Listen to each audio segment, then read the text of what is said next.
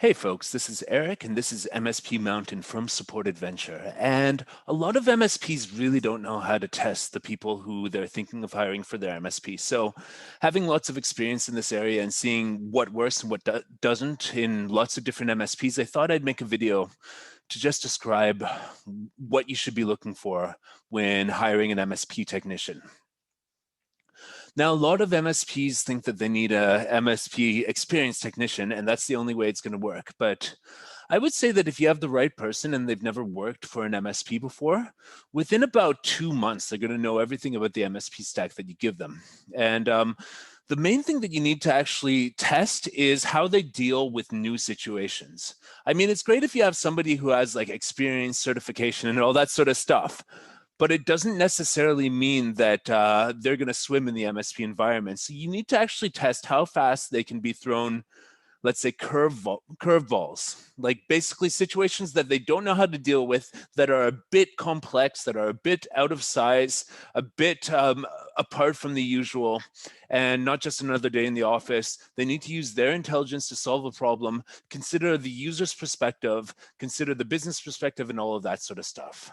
That's the skill for MSPs, because the technology stacks are very diverse. The sort of range of business applications when you have different clients from different industries is very diverse. So what you really need to test is how they deal with something they've never dealt with before.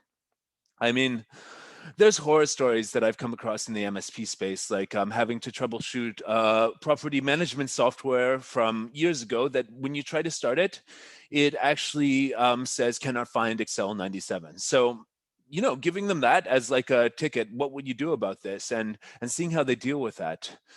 That kind of would see what they're made of as a tech, how they can deal with unusual situations. They've never heard of the software and it's outdated, but the client still needs to use it. What would they do? There's vendor support and stuff like that. How would they escalate to the vendor? Put them in a situation like that.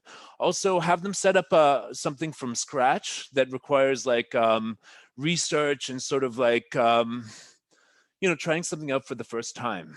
So maybe if something's freely available as a trial, like Microsoft Office 365 is a good example of something you can just log on and get a trial with and set it up from scratch, and you can see how they work independently. So you want people who work independently. And furthermore, you want people who actually know how to utilize workarounds and also need to know how to do things properly. It's important as an MSP tech to have workarounds and how to do things properly. So I'm totally big on testing and testing based on the results. An interview or a resume or CV can tell you almost nothing about a tech and how they'll fit in your culture.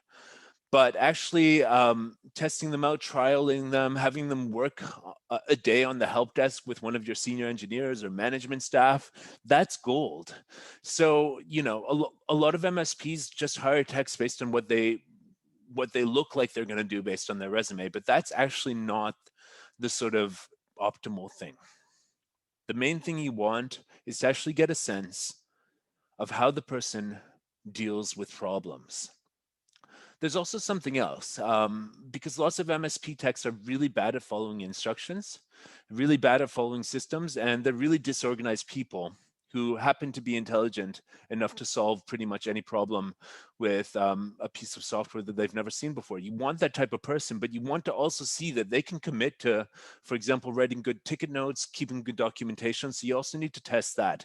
If you have a structure in your MSP and, if you have less than 5 technicians, you might not have a great structure, but if you have more than 5, more than 10, more than 20, you get the point. There needs to be a structure so that the work of the guys can be coordinated, so that the right person can be doing the right ticket at the right time and all that stuff. And that system requires everybody to do their part in terms of documentation, everybody to participate in, working and escalating tickets properly, and everybody's sort of chipping into a culture which is all about having a system that works. And if techs just want to troubleshoot stuff and not write notes and do things randomly and not follow best practices and documentation that you give them, they're not going to fit in your MSP if you're trying to scale your MSP past, say, 5 technicians. It's great to have those sorts of people if you're an MSP of less than 5 technicians, but if you have more than 5 technicians and there are people like that, it's not going to go well, folks.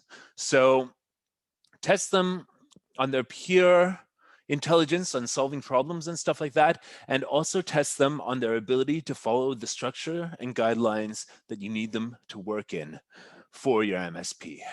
So thanks a lot. This is Eric from MSP Mountain, and I'm also the founder of a company called Support Adventure, which you can check out. We are an outsourced staffing solution for MSPs, and basically, thanks for watching. And if you like this video, you can subscribe to our channel. Take care.